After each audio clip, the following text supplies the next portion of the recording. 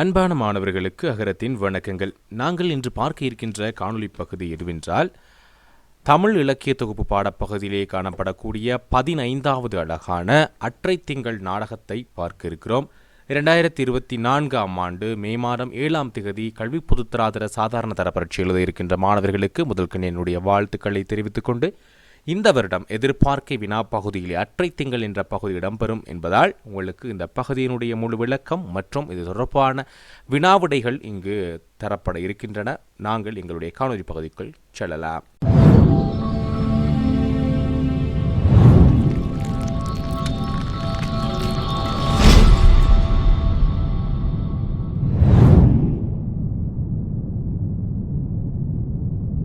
மாணவர்களே, எங்களுடைய இந்த அற்றை திங்கள் என்ற நாடகமானது கவிஞர் இன்குலாப் அவர்களால் எழுதப்பட்டது. இவருடைய இயற்பெயராக நாங்கள் குறிப்பிடுவது ஜாகுல் அமீட் என்று சொல்லுவோம். இவர் சென்னையில் இருக்கக்கூடிய நியூவெல் கல்லூரி பேராசிரியராக இருந்து ஓய்வு பெற்றவர். பெரும்பாலாக இவருடைய கொள்கைகளாக கம்யூனிஸ்ட் கொள்கையை கடைபிடித்தவர் தான். அதே நேரம் கவிதையில் அதிகமான நாட்டம் உடையவராக இருந்தார். இவருக்கு மக்கள் பாவலர் என்ற பட்டமும் கொடுக்கப்பட்டிருப்பது சிறப்புக்குரியது. இவருடைய கவிதைகளை எடுத்து பார்த்தால் கண்மணி ராஜம், நாங்க மனுசங்கடா கவிதைகள் மிக மிக முக்கியமானதாக இருக்கின்ற அதே வேளை இவர் எழுதிய நாடகங்களிலே நவீன நாடக போக்கினை உடையதாக அவ்வை நாடகம் என்பதுதான் முதலாவதாக குறிப்பிடப்படுகின்றது. அதன் பிற்பாடாக கண்ணகி, மணிமேகலை, குறிஞ்சிப்பாட்டு முதலான இலக்கியங்களையும் இவர் நவீன முறைப்படி சித்தரிப்புடன் மிக அழகாக படைத்திருக்கிறார். அந்த வகையிலே பாரிமகளிர் பற்றிய இந்த அற்றை திங்கள் என்ற நாடகமானது புறத்திணை சார்ந்த புறநானூற்று பாடலாக இருக்கிறது. இவ்வாறான ஒரு பாடலில் எங்களுக்கு மிக முக்கியமான விடயம் என்னவென்றால், இதனுடைய திணை பற்றி நாங்கள் பார்க்க வேண்டும். இதனுடைய திணை எங்களுக்கு பொதுவாக குறிப்பிட முடியாத பிள்ளைகள், எங்களுக்கு 9 திணைகளுக்கு அடங்காத திணைகளை நாங்கள் பொதுவியல் என்று சொல்லுவோம். பார்த்துக்கொள்ளுங்க. திணை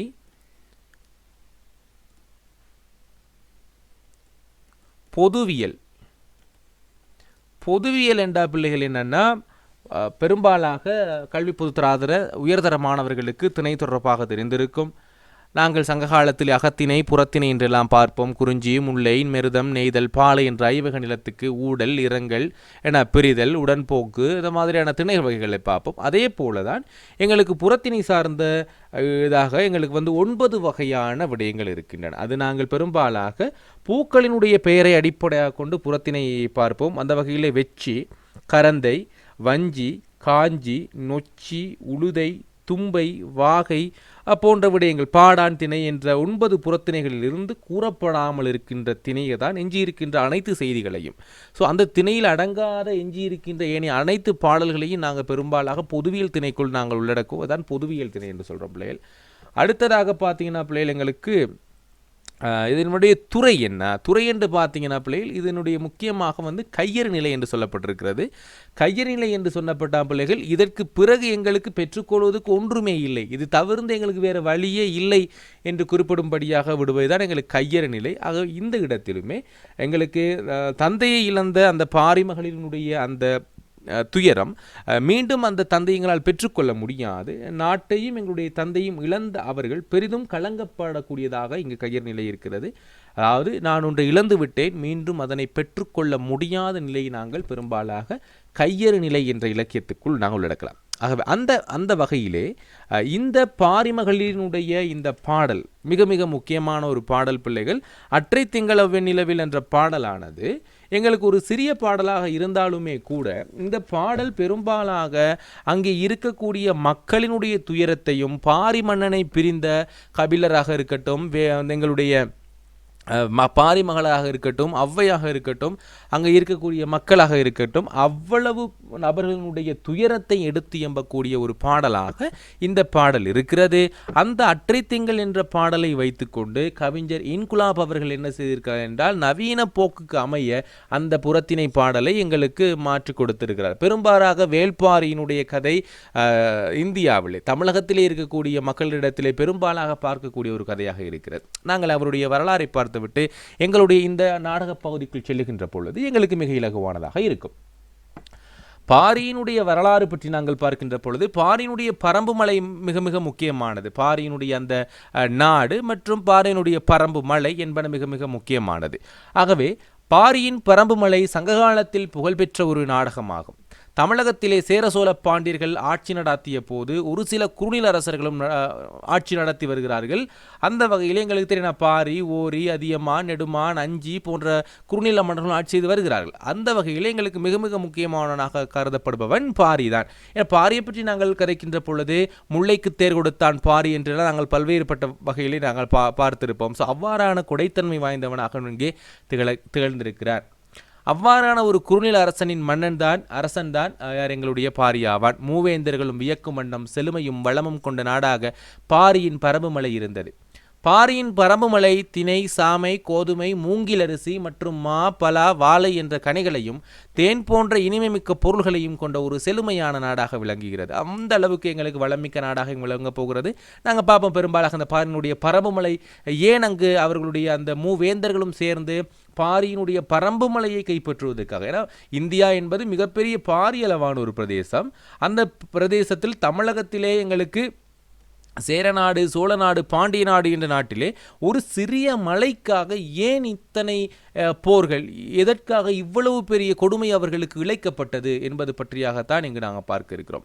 அதே நேரம் இந்த கவிதையினுடைய இந்த நாடகத்தினுடைய மைய கருத்தை நாங்கள் கட்டாயமாக பார்த்து எம்ப வேண்டும். இந்த நாடகத்தை பார்த்து முடிக்கின்ற பொழுது இந்த நாடகத்தினுடைய மைய கருத்து பற்றி நாங்கள் கட்டாயமாக பேச வேண்டும் மாணவர்களே. காரணம் இந்த நாடகத்தினுடைய முக்கிய விடயமாக அதுதான் இருக்கிறது. ஆகவே வீடியோவை கவனமாக முழுமையாக பாருங்கள். அப்பொழுதுதான் உங்களுக்கு இதனுடைய மையக்கருத்து விளங்கக்கூடியதாக இருக்கும் பிள்ளைகள். நாங்கள் அடுத்ததாக பார்ப்போம். பாரியினுடைய பரம்புமலை என்பது பெரும்பாலாக அனைத்து வளங்களையும் உடையது. திணையாக இருக்கட்டும், உணவுக்காக இருக்கட்டும், தேனாக இருக்கட்டும், அனைத்தும் காணப்படக்கூடிய ஒரு மலையாக பாரியினுடைய பரம்புமலை இருக்கிறது. இப்பாரியினுடைய பரம்புமலையை பார்த்த சேர சோழ பாண்டிய மன்னர்கள் இம்மலை மீதும் மற்றொரு வளமான பாரியினுடைய மகளிர் மீதும் அதாவது அங்கவை மற்றும் சங்கவை மீதும் இவர்கள் என்ன செய்கிறார்கள், ஆசை கொள்கிறார்கள். என்னண்டா இங்கே இரண்டு விடயங்கள் உண்டு. பாரியினுடைய பரம்புமலை, இதுதான் பிள்ளைகள் எங்களுடைய பாரியினுடைய பரம்புமலை என்று சொல்லக்கூடிய தற்பொழுது தமிழகத்திலே இருக்கின்றதில் எடுக்கப்பட்ட புகைப்படம். இதுதான் பாரியினுடைய பரம்புமலையாக இருக்கிறது.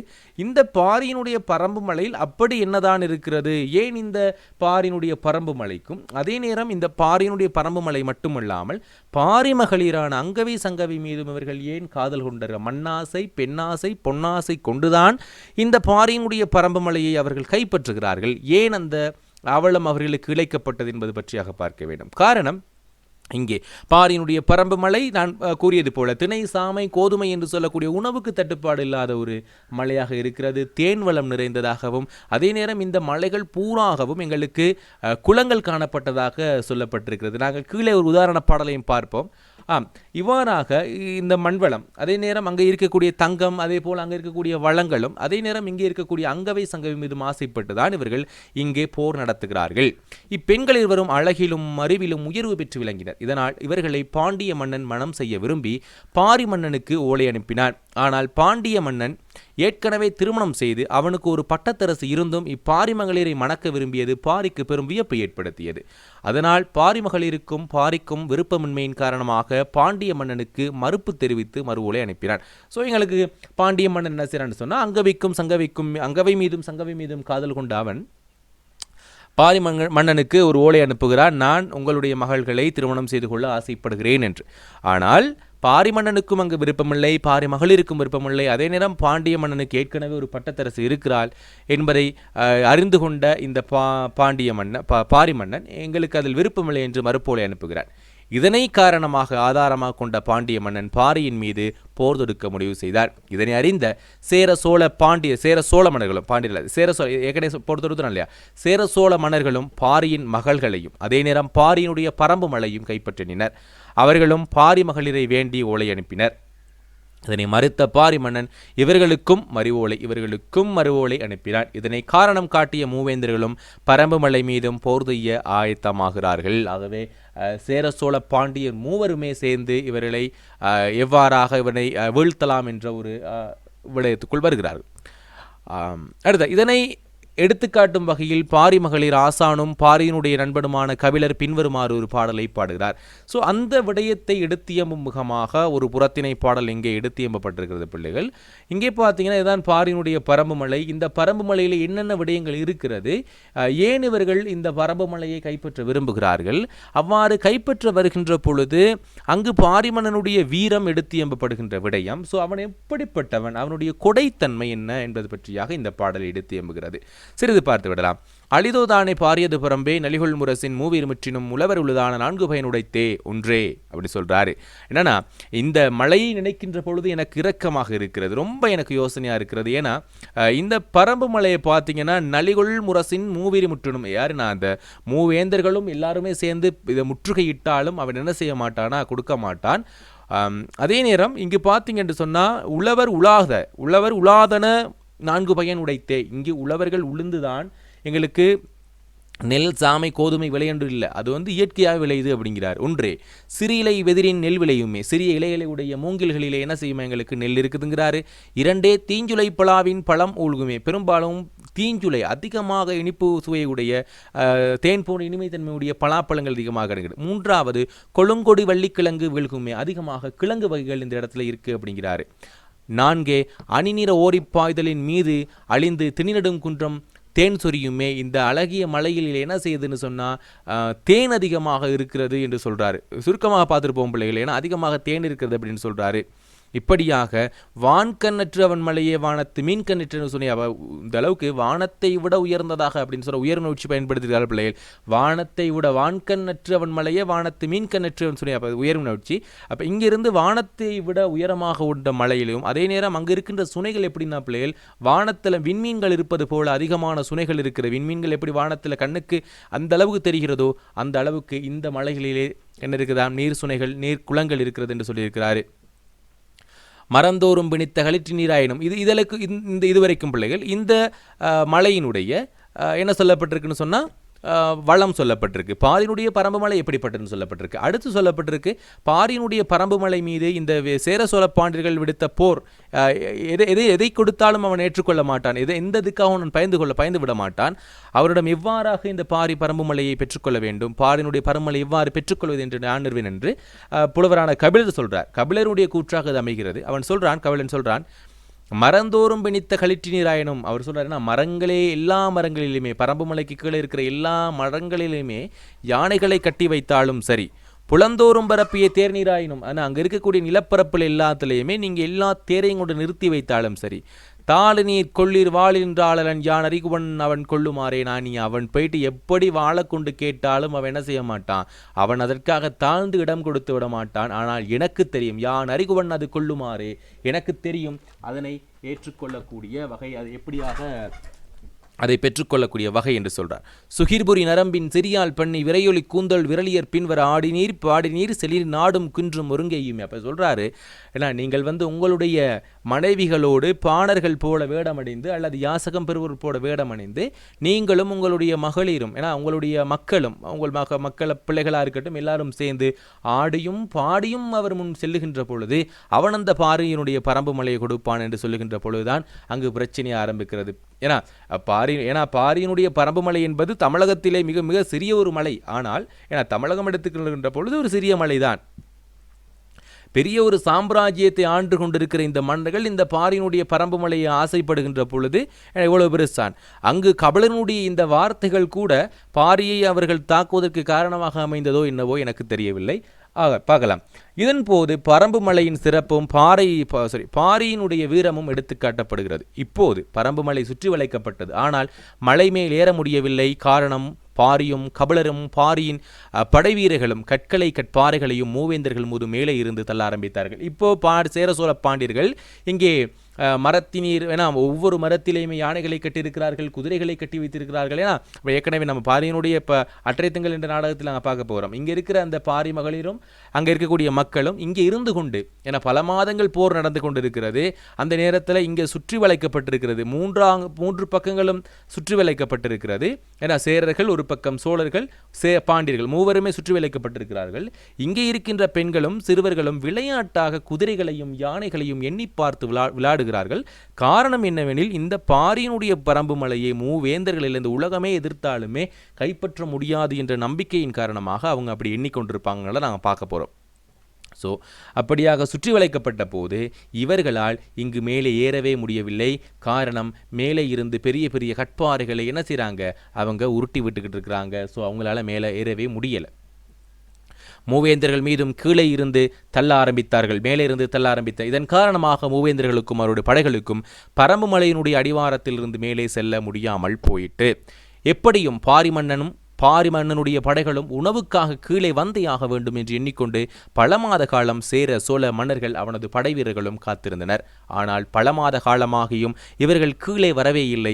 அப்போது இவர்கள் உணவுக்காக என்ன செய்வார்கள் என்று எண்ணிய போதுதான் தெரிய வருகிறது, அங்கே என்னென்ன இருக்குது. ஏற்கனவே பார்த்தோம், ஏன்னா அழிதோதானே பாரியது பரம்பு என்றதில் பார்த்தோம். ஏன்னா மூங்கில் அரிசி இருக்கிறது, திணை, மா, பலா, வாழை என்ற கனிகள் பல, கடந்த தேன் என்பவற்றை மிக சிக்கனமாக பயன்படுத்தி அவர்கள் தங்களுடைய ஜீவிதத்தை நடத்தி வந்தார்கள். இதே நேரத்தில் தான் பாரி மகளிர் இணைந்து அங்கே வந்திருக்கின்ற படைகளையும் குதிரைகளையும் விளையாட்டாக எண்ணி பார்த்து விளையாடி கொண்டிருக்கிறார்கள். காரணம், பாரியினுடைய பரம்பு மலை என்றும் வீழாது என்ற மாபெரும் நம்பிக்கை. இப்படியாக மூவேந்தர்களும் தங்களுடைய தோல்வியை ஒப்புக்கொண்டு மீண்டும் நாடு திரும்பினர். பாரி மன்னனை நேரடியாக தோற்கடிக்க முடியாது என்று மூவேந்தர்களும் கூத்தர்களையும் பாணர்களையும் ஒற்றர்களையும் அனுப்பி பாரியோடு நட்பு பாராட்டி அம்மன்னனை காட்டுப்பகுதியில் வைத்து கொலை செய்கிறார்கள். இப்போ மூவேந்தர்களுக்கும் தெரியும் பாரியினுடைய பரம்பு மலையை நாங்கள் நேரடியாக தோற்கடிக்க முடியாது என்று எண்ணி ஒற்றர்களையும் கூத்தர்களையும் பாணர்களையும் அனுப்பி அவர்களோடு நண்பர்கள் ஆக்கி, அவ்வாறாக நண்பர்கள் என்ன செய்கிறார்கள், காட்டுக்கு செல்கின்ற வழியிலே பாரியினை வஞ்சகமாக இந்த மூவேந்தர்களும் கொலை செய்கிறார்கள். பாரி கொல்லப்பட்டதன் பின்பு மூவேந்தர்களும் பரம்பு மலையை முற்றுகையிட்டனர். இதனால் பரம்பு மலையை விட்டு கபிலரும் பாரி மகளிரும் இடம்பெயர்ந்து திருக்கோவிலூருக்கு சென்றனர். அப்ப திருக்கோவிலூர் என்ற இடத்துக்கு கபிலர் செல்கிறார். யாரை கூட்டிக்கிட்டு, இந்த பாரி மகளிர் அங்கவை சங்கவை கூட்டிக்கிட்டு. இவ்வாறு பாரி மறைந்து ஒரு மாதம் ஆயிற்று. அன்று முழு நிலவு நாள். நிலவை பார்த்து அமர்ந்திருந்த பாரியின் மக்கள் இருவரும் கடந்த திங்களன்று தந்தையுடன் அமர்ந்திருந்து நினைவுக்கு வந்தது. அப்ப போன மாதம் ஒரு மாதத்துக்கு முன்னாடி, இந்த போர் நடக்கிறதுக்கு முன்னாடி போன மாதம் இந்த திங்கள் நிலத்திலே, ஏன்னா அதிகமாக நாங்கள் சொல்லுவோம் போய தினம் என்று சொல்லுவோம். ஸோ பௌர்ணமி தினம், ஏன்னா பௌர்ணமி தினத்திலே அங்கு அமர்ந்திருந்தோம். ஆனால் இன்று எங்களுடைய தந்தை எங்களுக்கு இல்லை, நாங்கள் இருந்த அந்த பரம்பு மொழி எங்களுக்கு இல்லை என்று ஒரு மாதத்துக்கு பிறகு ஏங்கி பாடக்கூடியதாக கயிறு நிலையாக இருக்கிறதாக ஒரு பாடல் அமைந்திருக்கிறது. பாரி மகளிர் இருந்தும் திங்கள் என்று தந்தையுடன் அமர்ந்திருந்து நினைவுக்கு வந்தது. துயரம் பொங்க வெண்ணிலவை பார்த்து இன்று தந்தையும் இல்லை, இன்று தந்தையினுடைய தேரும் இல்லை என்று எண்ணி பார்த்து வருத்தமிட்டனர். அந்த பாடல் தான் பிள்ளைகள், அற்றை திங்கள் அவ்வே நிலவில், அற்றை திங்கள் அன்றைக்கு திங்கள் நிலவு, ஏன்னா அன்றைக்கு முழுநிலவு நாள், அந்த மாதத்திலே முழுநிலவு நாளிலே எந்தையும் உடையேம் எம் குன்றும் பிறர்குளால். எங்களுக்கு என்ன இருந்துச்சு பார்த்துக்கொள்ளுங்க, இதுதான் நிலவு. அன்றைக்கு நாள் நான் நினைஞ்சிக்கிட்டு இருக்கோம், நானும் என்னுடைய தங்கை அங்கவையும் சங்கவையும் என்னுடைய தந்தையான பாரியும் மூவரும் எங்கே பரம்பு மலையிலே அமர்ந்து கொண்டு அந்த நிலவை பார்த்து கொண்டு இருந்தோம். அந்த நேரத்திலே எங்களுடைய தந்தையும் எங்கிட்ட இருந்தார். எங்களுடைய நாடை, இந்த பரம்பு மலையை யாரும் கைப்பற்றவில்லை. இற்றை திங்கள் இவ்வ நிலவில். இன்றைக்கு திங்கக்கிழமை நாங்கள் எங்கே இருக்கிறோம், திருக்கோவிலூரில் இருக்கிறோம். இது போன மாதம், இது இந்த மாதம். அதே வெண்ணிலவு இங்கு இருக்கிறது. ஆனால் தந்தை எங்களிடத்தில் இல்லை. இப்போ 2 பேர் தான் இருக்கிறாங்க. யார், அங்கவை சங்கவை மட்டும்தான் இருக்கிறாங்க இன்று. ஸோ கொஞ்சம் கவலையாக இருக்காங்கன்னு போடுவோம். இற்றை திங்கள் இவ நிலவில் வெண்டெறி முரசின் வேந்தர்கள், ஏன்னா எங்களை வெற்றி கொண்ட அந்த சத்தமிடக்கூடிய முரசொலிகளை உடையவர்கள் வஞ்சகமாக எங்களை கைப்பற்ற, நான் அதை பின்னு பார்ப்போம், வஞ்சகமாக எங்களை கைப்பற்றியவர்கள் இன்னைக்கு அங்கே இருக்கிறார்கள். எம் குன்றும் கொண்டார் யாம் எந்தையும் இளமை. அந்த மூவேந்தர்களும் வஞ்சகத்தன்மையாக எங்களுடைய நாட்டை கைப்பற்றி விட்டார்கள். என்ன செஞ்சிட்டோம், யாம் என் தந்தையும் இளமை, இப்போ எங்ககிட்ட எங்கள் தந்தை இல்லை அப்படின்னு சொல்கிற மாதிரியாக இந்த பாடல் அமைந்திருக்கிற பிள்ளைகள். இதுதான் இந்த பாடத்தினுடைய சுருக்கமாக இருக்கிறது. நாங்கள் இப்போ எங்களுடைய இந்த முழு பாடப்பகுதியும் மிக வேகமாக வாசித்து விடுவோம். ஸோ இப்போ உங்களுக்கு விளங்கியிருக்கும், இந்த பாடப்பகுதியினுடைய அறிமுகம் விளங்கியிருக்கும். ஸோ சங்ககாலத்தில் வாழ்ந்த குறுநில மன்னர்களில் ஒருவன் பாரி. மலைநாட்டுக்கு பகுதி ஆண்ட மன்னன். சிறந்த கொடைவள்ளல். இவனுடைய மக்கள் தான் அங்கவை சங்கவை. மக்கள் என்ற பிள்ளைகள் பிள்ளைகளை சொல்கிறது, ஏன்னா என்னுடைய மக்கள் என்று சொல்கிறப்ப எங்களுடைய பிள்ளைகளை நாங்கள் சொல்லுவோம் மக்கள் என்று சொல்கிறாங்க. ஸோ மக்கள் தான் அங்கவை சங்கவை. பாரி மன்னன் இறந்த பின்னர் பாடிய பாடல் தான் அற்றை திங்கள். இது புறநானூற்று இடம்பெறுகிறது. இப்பாடலை வைத்து உருவாக்கப்பட்டதே இந்நாடகம். ஸோ அவர் இறந்த பிறகு ஒரு மாதத்துக்கு பிறகு நாங்கள் அந்த பாட பார்த்துட்டோம். ஏன்னா அற்றை திங்கள் அவ்வெண்ணிலவில் எந்தையும் உடையேம் எம் கொன்றும் பிறர்குளார், இற்றை திங்கள் எவ்வெண்ணிலவில் வென்று எரி முரசின் வேந்தர் எம் கொன்றார். எம் குன்றும் கொண்டார் யாம் எந்தையும் இளமே என்று சொல்லி பார்த்திருந்தோம். ஸோ அந்த மாதம் வெண்ணிலவினாலிலே தந்தை இருந்தார், குன்றும் இருந்தது. இந்த மாதம் இந்த வெண்ணிலவில் வென்று வெற்றி முரசு வேந்தர்கள் குன்றும் கொண்டனர், எங்கள் தந்தையும் இளையே என்று சொல்லி பாடியிருக்கிறாங்க. அப்போ அங்கவை மலையடிவாரத்தை பார்த்தபடி, எங்கேருந்து திருக்கோவிலூரில் இருந்துக்கிட்டு மலையடிவாரத்தை பார்த்தபடி, பிறகு முழுநிலவையும் பார்த்து பெருமூச்சு விடுகிறாள், இல்லத்துக்குள்ளே எதையோ உருட்டு மோசை. ஸோ என்ன செய்யறானா, வீட்டுக்குள்ளே இருந்துக்கிட்டு அந்த ஏன்னா எங்கே இருக்கக்கூடிய பரம்பு மலையை பார்த்து என்ன செய்கிறான்னு சொன்னால் ஏங்கி கொண்டிருக்கிறாள், கையறு நிலை ஏங்கி கொண்டிருக்கிறாள். என்ன சொல்கிறான்னு சொன்னால் பெருமூச்சு விட்டு கொண்டிருக்கிறாள். விட்டுக்கொண்டு இன்றைக்கி எங்களோட தந்தை எங்கள்கிட்ட இல்லை. அப்போ அங்கவை சொல்கிறா, தந்தை கட்டிய கூடு புறா குஞ்சுகளைப் போல வளர்த்தால் அம்மாவின் முகம் நினைவில் இல்லை, நிலவைதான் காட்டினார். அப்போ அங்கவை சங்கவைக்கு தங்களுடைய தாய் சிறுவயதில் இறந்து விட்டால்.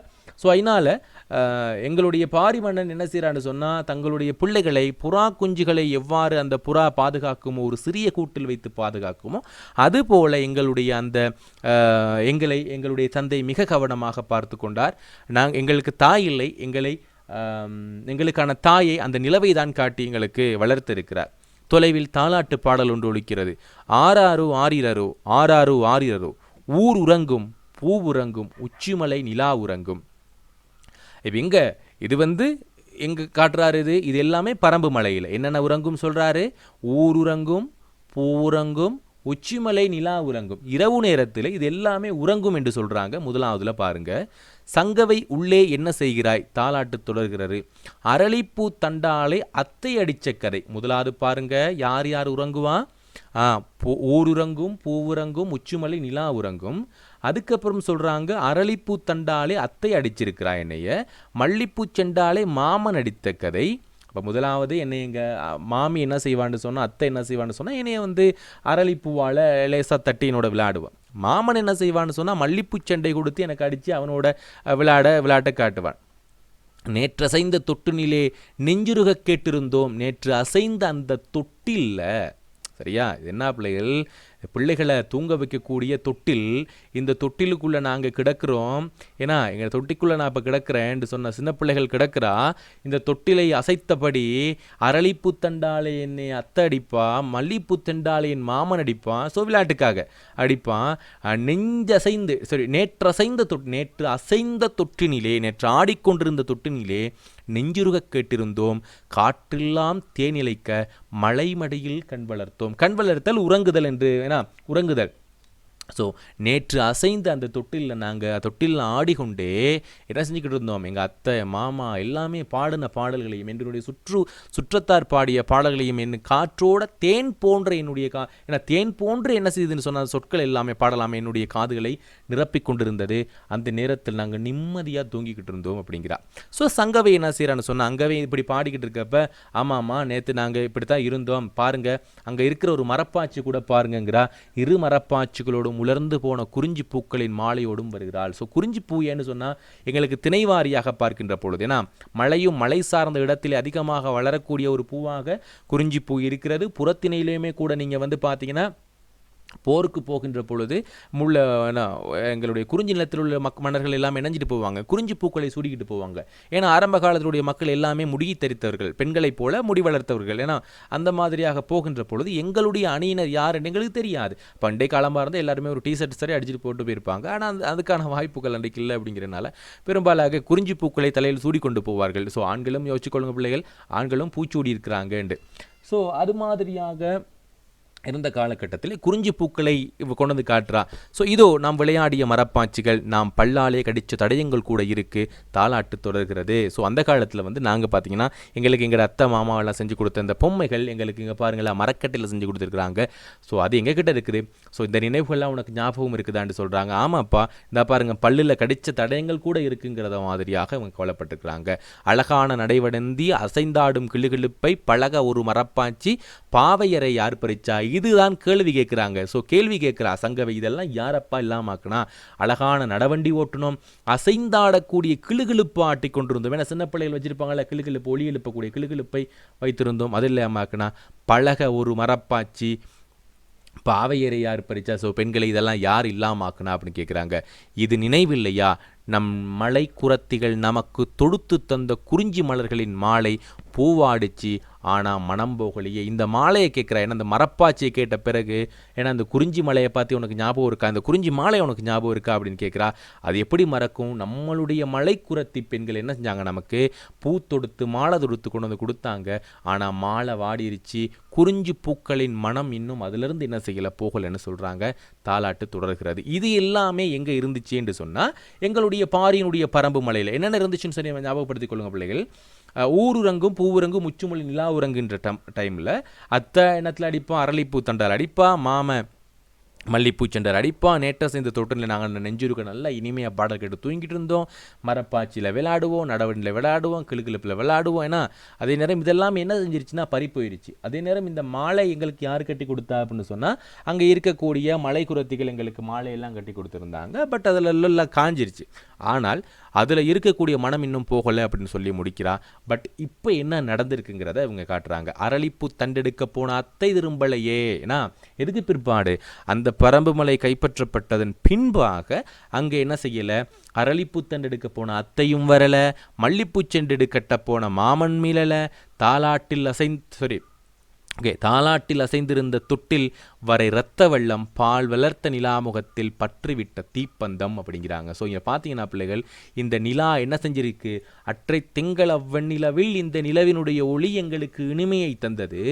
இன்னைக்கு என்ன நடந்துருச்சுன்னா, அத்தை திரும்பலை, அரளிப்பூச்சன் எடுக்க அத்தை திரும்பலை, மாமன் திரும்பலை.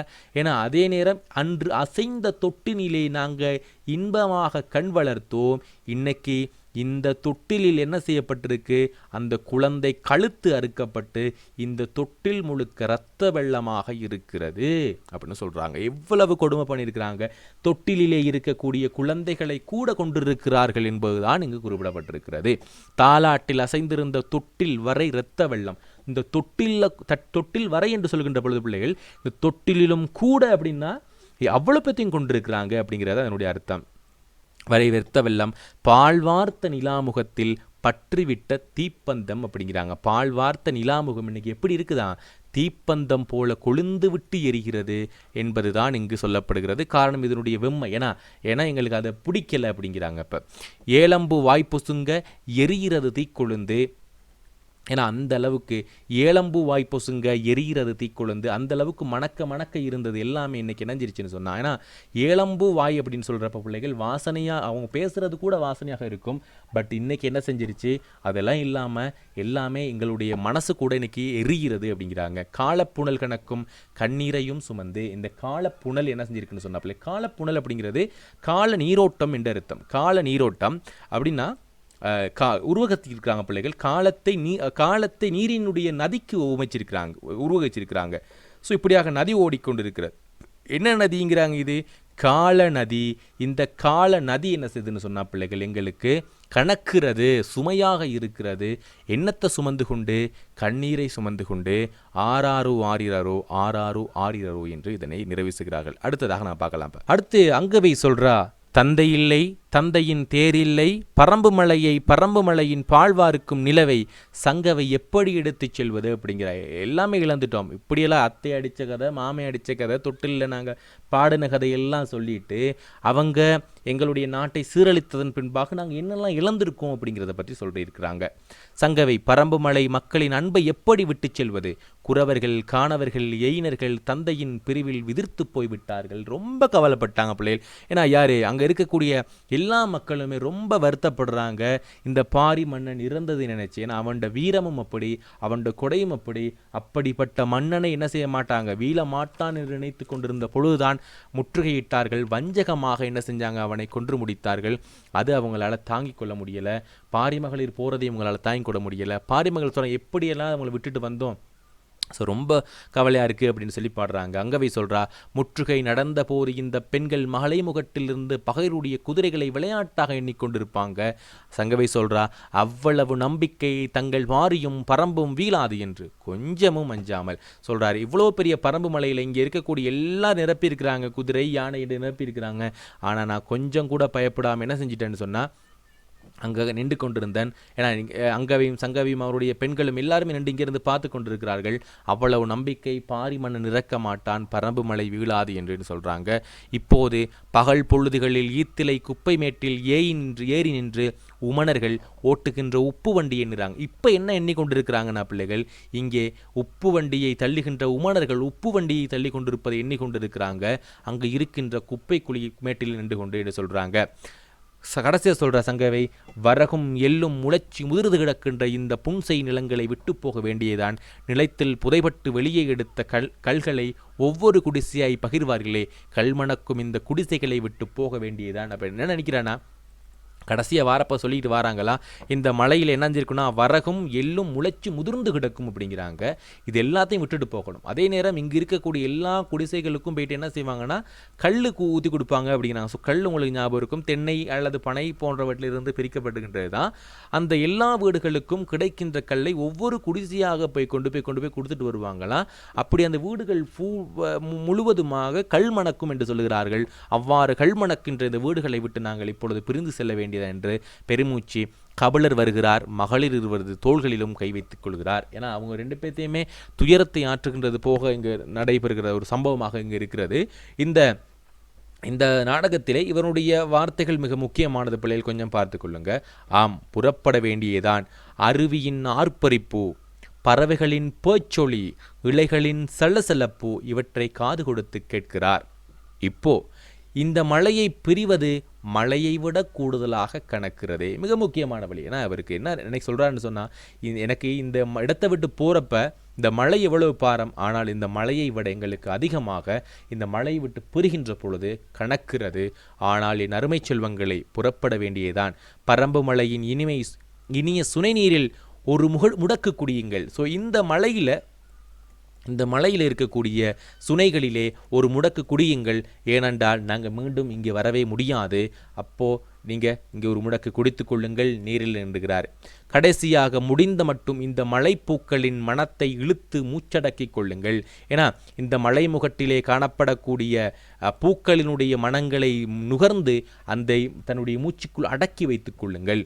கடந்து செல்லுகையில் காற்று வீசும், ஆனால் இந்த மலைப்பூக்களின் மனம், பறவைகளின் ஒளி ஓயாது. ஏன்னா எங்களுக்கு காத்தெல்லாம் வீசும், ஆனால் என்ன செய்யாது, இந்த எங்கேயுமே இது நின்று போகாது அப்படின்னு சொல்கிறாரு. புறப்படுகிறோம். பாரி இருந்தால் பேச்சு கொடுப்பார். இது மிக மிக முக்கியமான வழி. இவர் எந்த அளவுக்கு அவரோட ஒன்றிப்பாக இருந்திருக்கிறாரு அப்படிங்கிறத பற்றி சொல்கிறாங்க. ஏன்னா இப்போ கபிலர் என்ன செய்கிறாருன்னா பிள்ளைகள் திருக்கண்டூரில் போயிட்டு ஔவையார்கிட்ட வந்து பாரி மகளிரை விட்டுட்டு இவர் என்ன செய்கிறாருன்னு சொன்னால் தனியாக போய் சூசைட் பண்ணிக்கிறாரு கபிலர். ஏன்னா பாரியினுடைய பிரிவு அவரால் தாங்கவே முடியலை. இவர் அப்போவே இறந்திருப்பார். பட் பாரி மகளிர் வந்து பார்க்கணும் அப்படிங்கிறதுனால யாராவது பொறுப்பான ஒருத்தர் ஒப்படைக்கணும்னு சொல்லி ஔவையாரை தேடி போய் ஔவையார்கிட்ட போய் ஒப்படைச்சிட்டு இவர் என்ன செய்கிறாருன்னு சொன்னால் சூசைட் பண்ணிக்கிறாரு, தற்கொலை செய்து கொள்கிறார் கபிலர். அப்போ அந்த அளவுக்கு இவர் என்ன செய்யறாருன்னா இவர் மீது நட்பு கொண்டிருக்கிறார். அப்போ சொல்றார், பாரி இருந்தால் பேச்சு கொடுப்பார். புறப்படுகிறோம் பரம்பே, மதுவிலும் புலாலிலும் கலந்திருந்த நட்பு என்னுடையது. யாருட? இந்த பாருமகளிருடையும் பாரி மீதும். பாரியும் கபிலரும் என்ன செய்வான பிள்ளைகள் அதிகமாக மது அப்படின்னா பிள்ளைகள் கல், புலால்னா இறைச்சி, இதில் என்ன கழித்திருப்பாங்களா. ஏன்னா கழித்திருந்தா சந்தோஷமாக இருந்தோம். ஆனால் இப்போ என்ன செய்யல, அதெல்லாம் இல்லை. அருவியிலும் முகம் காட்டும் உன் அழகிய காட்சிகள் நீர்வாரும் கண்களில் ஈரத்தில் நிற்கும். அப்போ உன்னுடைய ஒவ்வொரு அருவிகள்லையும் உன்னுடைய முகத்தை காட்டும் இந்த உன் அழகிய காட்சிகளை வந்து நான் நினச்சிக்கிட்டே இருப்பேன். எப்பயுமே அது என் கண்களுடைய ஈரத்தில் நிற்கும். என்னுடைய கண்ணின் ஈரத்தில் நிற்கும்னா ஆம், எப்பயுமே என்னுடைய கண்ணீராக அது இருந்து கொண்டே இருக்கும். எப்பொழுதும் என்னுடைய கண்களின் ஓரத்தில் என்ன செஞ்சு கொண்டிருக்கும், நீர் வழிந்து கொண்டே இருக்கும் உன்னை நினைத்து என்று சொல்லி அழகாக சொல்லியிருக்கிறார். பரம்பு மலையே நீ வாழ்க அப்படின்னு சொல்லி முடிக்கிறாங்க. கபிலர் முன் நடக்க பாரி மகளிர் தலை குனிந்தவர்களாக பின்தொடர்கிறார்கள் பிள்ளைகள். இது வந்து இதுவரைக்கும் பார்த்தீங்க அப்படின்னு சொன்னால் பாரியினுடைய பரம்புமலை தொடர்பாக சொல்லப்பட்டிருக்கின்ற மிக முக்கியமான விடயங்கள். ஆனால் இதுக்கு பிறகுதான் பிள்ளைகள் நான் முன்ன சொன்னேன்ல, இதில் என்ன விடயங்கள் இருக்கிறது, இந்த பாடத்தினுடைய மையக்கருத்து என்ன என்று சொல்லி பார்க்குறப்ப தான். ஸோ இதை பார்த்துக்கொள்ளுங்க. தோ சோ கோ என்று என்ன சொன்னேன், தொகு சொற் கோடியார் என்று சொல்லுவோம். தொகு சொற் கோடியார் என்று இதுக்கான அர்த்தம் பிள்ளைகள் எழுதி வைக்கிறவங்க எழுதி கொள்ளுங்க. தொகு சொற்கோடியார் எடுத்து கூறுபவர். இந்த விடயம் தொடர்பாக எடுத்து கூறுபவர் தான் நாங்கள் தொகு சொற்கோடியார் என்று சொல்லுவோம். ஞாபகம் வச்சுக்கொள்ளுங்க.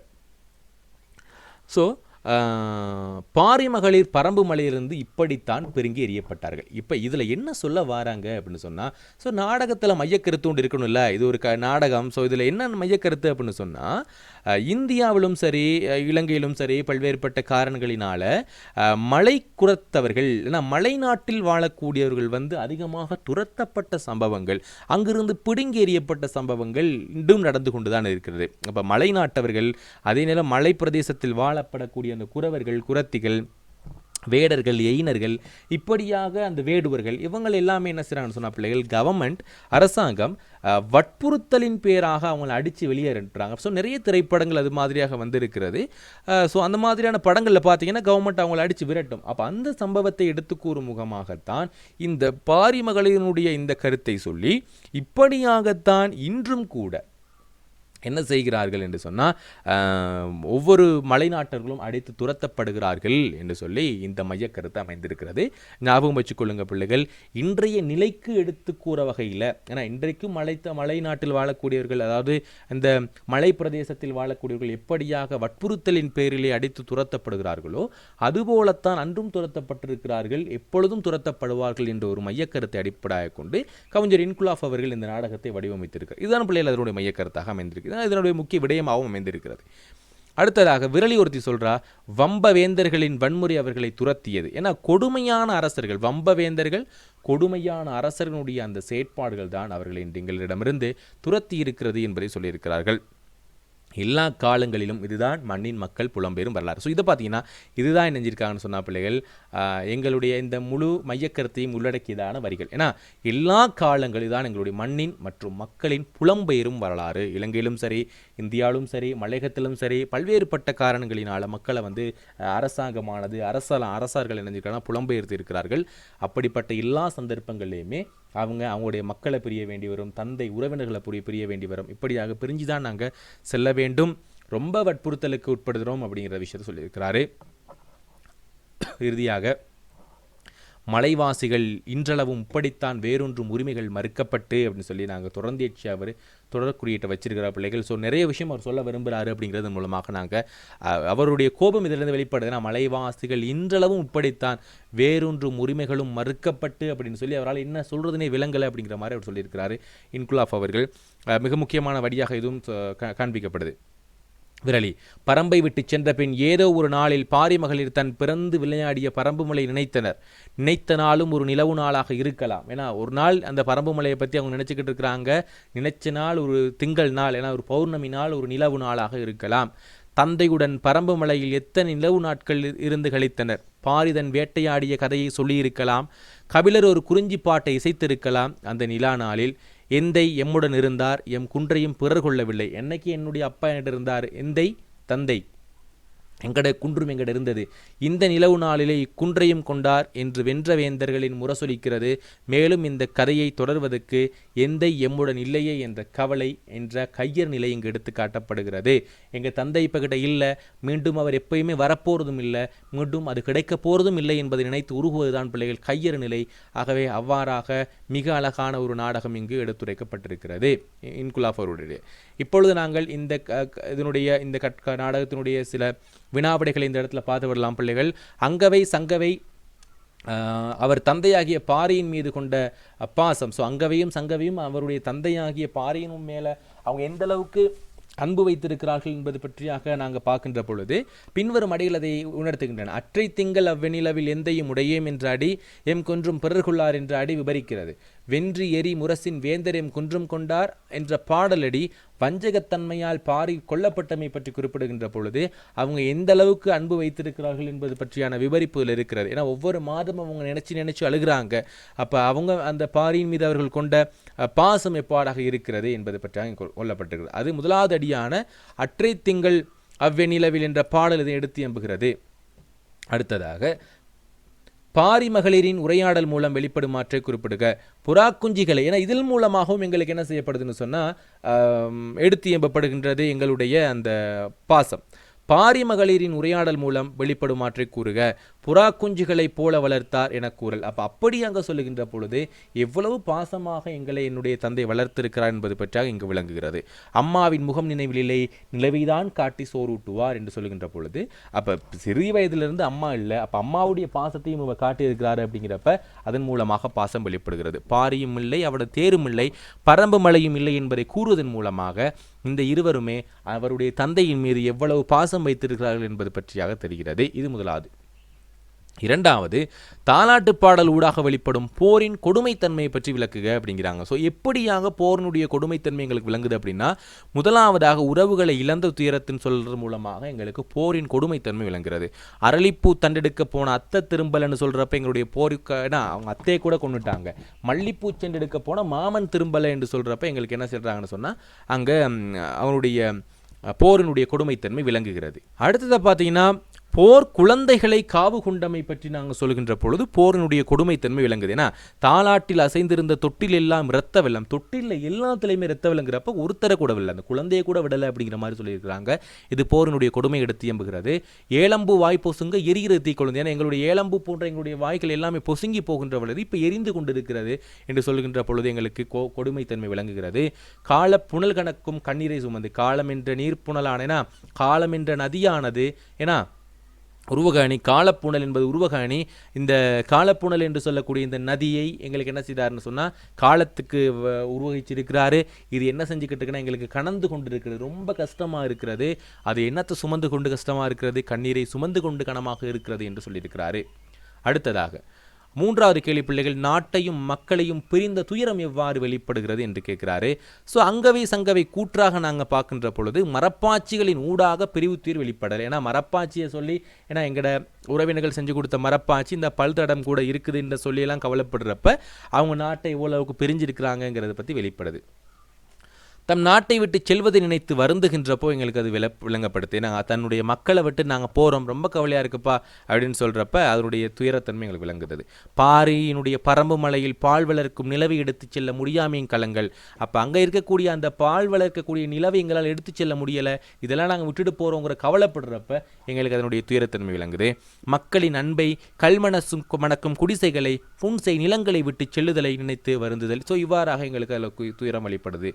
கபிலரின் கூற்றாக பாரி மகளிரின் துயரம் வெளிப்படுகிறது. அடுத்தது பார்க்குறோம். ஸோ அங்கவை சங்கவியினுடைய கூற்று இது.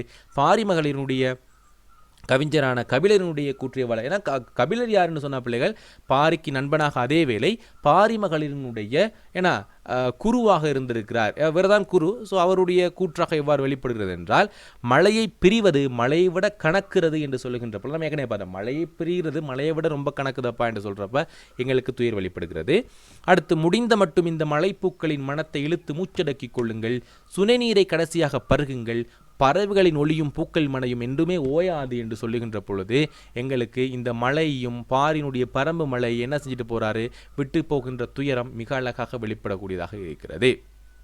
அடுத்ததாக நாலாவது கேள்வி, பாரி மீது மக்கள் கொண்டிருந்த நம்பிக்கை, பாரி மீது தன்னுடைய மக்களும் சரி நாட்டு மக்களும் சரி கொண்டிருந்த நம்பிக்கை பற்றி கொள்கின்ற பொழுது அங்கவை சொல்றா, முற்றுகை நடந்த போது இந்த பெண்கள் மலைமுகட்டிலிருந்து பகைவருடைய குதிரைகளை விளையாட்டா எண்ணிக்கொண்டிருப்பாங்க என்ற வரி அவன் எப்பொழுதுமே வீழமாட்டான்.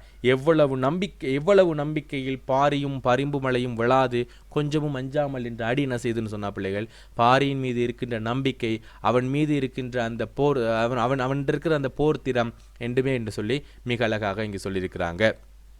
அடுத்ததாக பாரியினுடைய வீரச்சிறப்பு சொல்லுகின்ற பொழுது பிள்ளைகள் அற்றை திங்கள் என்ற பாடல் மூலமாக அது வெளிப்பட்டிருக்கிறது. எம் குன்றும் பிறர் கொளார் என்பதன் மூலமாக பிறரால் வெற்றி கொள்ள முடியாதவன், ஏன்னா பாரி என்பவன் பிறரால் வெற்றி கொள்ள முடியாதவன், மூவேந்தர்கள் முற்றுகையிட்டாலும் சரி அதை வெற்றி கொள்ள முடியாது என்று ஏற்கனவே அவனுக்கு தெரிந்திருக்கிறது. பிறர் என்ன செய்ய முடியாது, கொல்ல முடியாது, வென்று எரி முரசின் வேந்தரையும் கொன்றார் என்பதன் மூலமாக எப்படி கொன்றார்கள் என்னன்னு சொன்னால் என்ன செஞ்சாங்க, அவனை சூழ்ச்சி செய்வதன் மூலமாக அந்த பாரியை வென்றார்கள் ஒழிய நேருக்கு நேர் அவனை என்ன செய்ய முடியல, தோற்கடிக்க முடியவில்லை என்று சொல்லுகின்ற பொழுது பாரியினுடைய வீரச்சிறப்பு. அதே நேரம் அங்கவை சங்கையினுடைய உரையாடல்கள் மூலமாக அங்கவை முற்றுகை நடந்த போது பாரியினுடைய பரம்புமலை நில மக்கள் மலைமுகட்டிலிருந்து பகையினுடைய குதிரைகளை விளையாட்டாக எண்ணிக்கொண்டிருப்பார்கள் என்றிருந்த வரியும், சங்கவை அவ்வளவு நம்பிக்கை தங்கள் பாரியும் பரம்பும் வீழாது என்று கொஞ்சம் மஞ்சால் என்ற அடிகள் வந்து எங்களுக்கு இந்த பாரியினுடைய வீரச்சிறப்பு வெளிப்படும் முகமாக அமைந்திருக்கிறது. அடுத்த கேள்வி, பாரிக்கும் கபிலருக்கும் இடையிலான நட்பு எவ்வாறு வெளிப்படுத்தப்படுதுன்னு சொன்னால், பாரி இறந்ததன் பின்னர் தான் பாரி மீதும் கொண்டிருந்த தன் நட்பின் காரணமாக பாரி மகளிரின் அங்கவை சங்கவை மூவேந்தரிடமிருந்து பாதுகாத்து வெளியேற்றலாம். அப்போ என்னத்துக்காக அவருடைய நட்பு இதிலிருந்து வெளிப்படுதுன்னு சொன்னால், பாரி மகளிரை வந்து நான் காப்பாற்ற வேண்டும், ஏன்னா அவ்வைகிட்ட கொண்டு போய் நான் ஒப்படைக்க வேண்டும் என்று சொல்லி அவர் நினைக்கிறப்பயே அவங்க 2 பேர்த்துக்கும் எவ்வளோ ஃப்ரெண்ட்ஷிப் இருந்திருக்கும், இல்லை எவ்வளவு நட்பு இருந்திருக்கும் என்று எங்களுக்கு வெளிப்படக்கூடியதாக இருக்கிறது. அடுத்ததாக, பரம்பை விட்டு பிரிகின்ற பொழுது வலிமிகுதியோடு பாரி இருந்தால் பேச்சு கொடுப்பார். ஏன்னா அவர் சொல்கிறார், ரொம்ப கஷ்டப்பட்டு சொல்கிறாரு, என்கிட்ட மட்டும் இப்போ பாரி இருந்தானே நாங்கள் 2 பேரும் கரைச்சிக்கிட்டே வந்திருப்போம்ப்பா, மதுவிலும் புலாலிலும் கழித்திருப்போம், ஏன்னா இந்நேரம் நினைஞ்சிக்கிட்டு இருப்போம், நாங்கள் நல்லா கல் குடிச்சிக்கிட்டு இறக்கின்ற இறைச்செல்லாம் சாப்பிட்டுக்கிட்டு ரொம்ப சந்தோஷமாக இருந்திருப்போம். அருவியில் முகம் காட்டும் உன் அழகிய காட்சிகள், ஏன்னா உன்னுடைய காட்சிகள் எப்பயுமே நீ அருவியில் உன் முகத்தை காட்டிக்கிட்டு இருக்கும், அப்படி அழகிய காட்சிகள் எங்களோட முகத்தில் இல்லை, பட் எங்கே இருக்குது, நீர் வார்க்கும் என் கண்களில் ஈரத்தில் இருக்கிறது, என்னுடைய கண்களிலே இருக்கக்கூடிய என் கண்களோரத்தில் எப்பொழுதும் நீர் வடைந்து கொண்டிருக்கும், அந்த கண்களிலே என்ன செய்து கொண்டிருக்கும் பிள்ளைகள், எப்போவுமே உன்னுடைய நினைவுகள் என்னை பற்றி கொண்டிருக்கும் என்று சொல்லுகின்ற பொழுது அவங்களுடைய நட்பு எங்களுக்கு வெளிப்படுகிறது. கபிலர் பாரி எண்ணி மரணத்தை தழுவுதல், கடைசியாக அவர் போய் நினைக்கிறார், இறந்து போகிறார். இதன் மூலமாக பாரிக்கும் கபிலருக்கும் இடையான நட்பு வெளிப்படுகிறது. அடுத்ததாக, இது முக்கியமான கேள்வி பிள்ளைகள், 7வது கேள்வி, இந்நாடகத்தில் குறிப்பிடப்படும் சமகால பிரச்சனை பற்றி, சமகால பிரச்சனையை சொல்வதற்காகத்தான் இங்கு இந்த நாடகத்தை இவர் வடிவமைச்சிருக்கிறார். மலைவாழ் மக்கள் விரட்டப்படும் விடயத்தை காட்டியிருக்கிறார். எல்லா காலங்களில் இதுதான் மண்ணின் மக்கள் புலம்பெயரும் வரலாறு என்று சொல்கின்ற பொழுது, மலைவாசிகள் இயன்றளவும் இப்படித்தான் வேறொன்று உரிமை மறுக்கப்படுகின்ற என்று சொல்கின்ற பொழுது எங்களுக்கு இந்த மக்களினுடைய இந்த சமகால பிரச்சனை இதன் மூலமாக எடுத்து எம்பப்படுகிறது. அடுத்ததாக, எங்களுக்கு மிக முக்கியமாக நாடக ஆசிரியருடைய கையாளப்பட்டுள்ள உத்தி முறைகள் அல்லது மொழிநடை பார்க்கின்ற பொழுது இதில் மிக மிக முக்கியமானது பிள்ளைகள், சமகால பிரச்சனை ஒன்றின் நாடகத்தின் கருவாக கொண்டுள்ளார். தொன்மக்கதைகள் ஒன்றை மையமாக கொண்டு, ஏன்னா புறநானூற்று பாடலான இந்த பாடலை மையமாக கொண்டுதான் இந்த கதை நாடகத்தை எழுதியிருக்கிறார் என்பது மூலமாக இவருடைய சிறப்புமிக்க மொழிநடை விளங்குகிறது.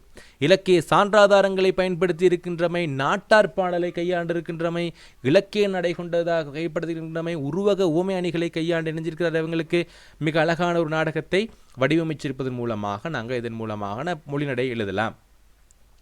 இறுதியாக 9வது வினா, பரம்புமலையின் இயற்கைகளில் எப்படிப்பட்டது? பரம்புமலை முழுநிலவும் பால் போன்ற ஒளியை வீசிக்கொண்டிருக்கும். எப்பொழுதுமே இங்கே பார்த்தீங்கன்னா முழுநிலவு இருக்கும், ஏன்னா எப்பொழுதுமே இருக்கிறாது. ஆனால் அங்களுடைய பரம்புமலையை சிறப்பு சொல்கின்ற பொழுது அங்கே என்ன இருக்குன்னு சொன்னால், முழுநிலவு நாளைக்கு அங்கே ஃபுல்லாகவே பால் வாழ்த்திருக்கும் என்று சொல்லுது. பரம்புமலை ஃபுல்லாகவே முழுநிலவு நாள் என்று பால் வார்த்து கொண்டிருக்கும், பால் போன்று இந்த மலை காட்சியளிக்கும் என்று சொல்லியிருக்கிறாங்க.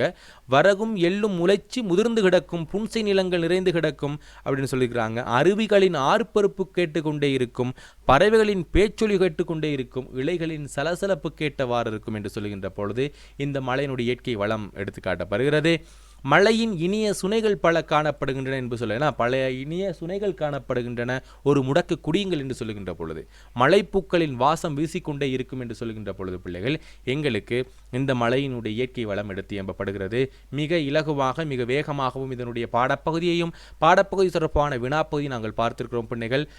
அடுத்த ஒரு காணொலி உங்களை சந்திக்கும் வரை விடைபெற்றுக் கொள்ளும் நான் உங்கள் அஹ்ரம் தினேஷ். மறக்காமல் எங்களுடைய யூடியூப் தளத்தை சப்ஸ்கிரைப் செய்து கொள்ளுங்கள். உங்களுடைய கருத்துக்களை எங்களுடைய கருத்துப்பெறப்பட்டியலில் கருத்துக்களை தெரிவிங்கள். நன்றி, வணக்கம்.